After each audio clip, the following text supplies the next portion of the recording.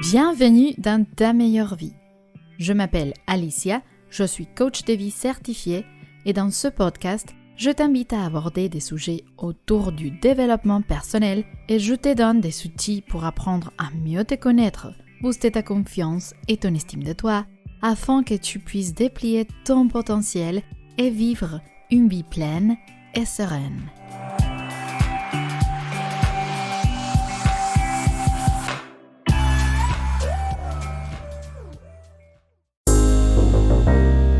Hola et d'abord un grand merci. Merci d'être là. Et si tu es venu jusqu'ici, c'est parce que comme moi, le développement personnel c'est quelque chose qui t'intéresse et tu crois fermement que tu es ton meilleur projet. Celui-ci, c'est le tout premier épisode de ce podcast dans lequel tu trouveras des outils pour apprendre à mieux te connaître, travailler ton développement personnel et booster ta confiance et ton estime de toi afin que tu puisses déplier ton potentiel et vivre une vie pleine. Alors, qui suis-je? Pourquoi je suis là?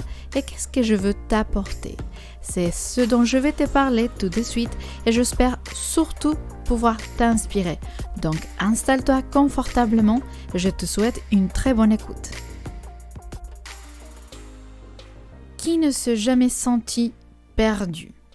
Plein de peur et de doutes. Je pense que nous nous sommes tous, au moins une fois dans la vie, remis en question. Moi aussi, je ressentis cela tellement de fois et c'est pourquoi j'ai décidé de commencer mon chemin.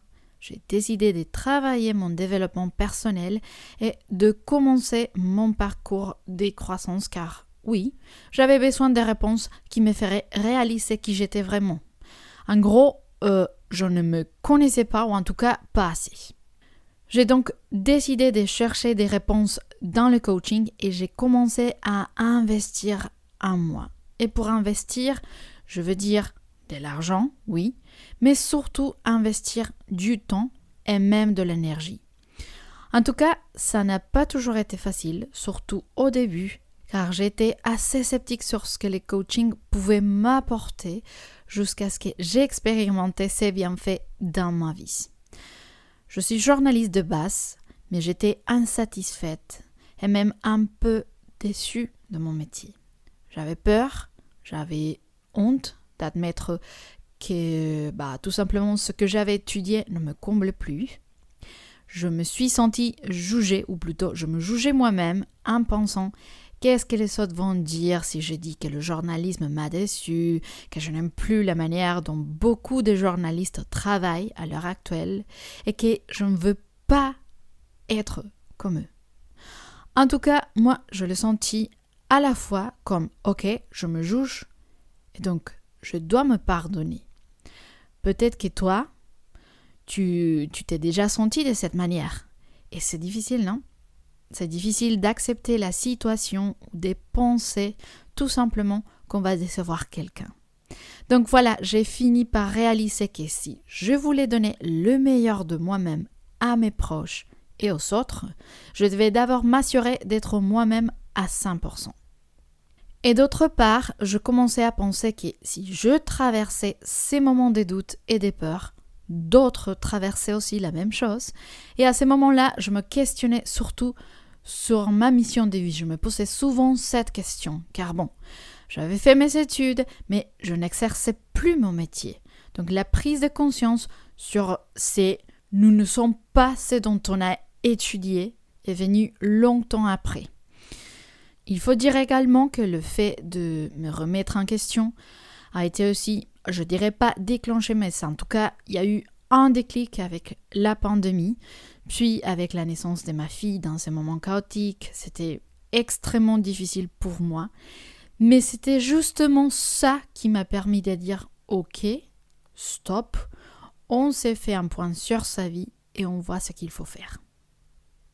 Je crois que ce n'est pas un secret, on a tous des moments où on se remet en question, par exemple parce qu'au travail, on se sent insatisfaite, qu'on sent que ça ne va pas ou que ça ne va plus du tout, qu'on n'a plus la même envie, on se lève tous les jours, tous les matins, mais presque en pilote automatique, et seulement parce qu'on a des obligations, des dettes, etc. Et puis on se rend compte qu'on est en train de faire, ou encore pire, qu'on a fait un burn-out. Ou il se peut que dans notre couple, nous ayons des problèmes de communication, que les discussions soient plus fréquentes, ou que nous n'ayons pas une bonne relation avec un membre de notre famille. Enfin, il y a tellement de moments où dans différents aspects de notre vie, nous pouvons nous sentir perdus, insatisfaits, sans but, et même jugés. Mais ce n'est pas mal. Cela, au contraire, est parfaitement humain et normal. Simplement, cet inconfort et ces situations désagréables qui font partie de la vie nous invitent à nous arrêter et à réfléchir. Qu'est-ce que je veux faire ? Où est-ce que je veux y aller ? Voilà pourquoi j'ai décidé de me certifier en tant que coach de vie.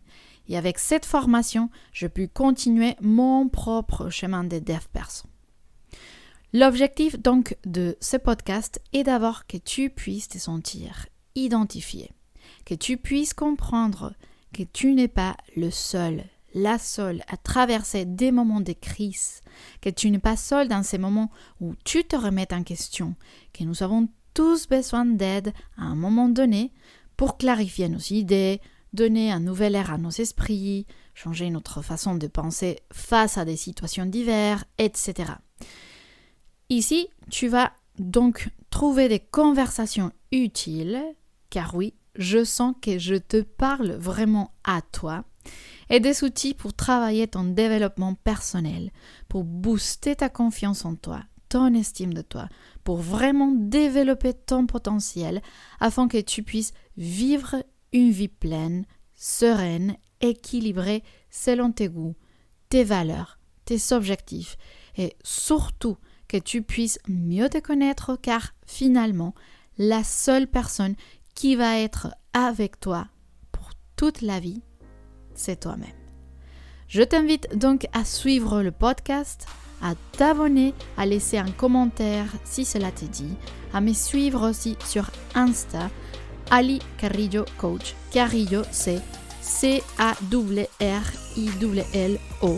Et surtout, à ne pas oublier, n'oublie pas, s'il te plaît, que tu seras toujours ton meilleur projet et ta meilleure décision. Je te dis encore merci d'être là et à très bientôt.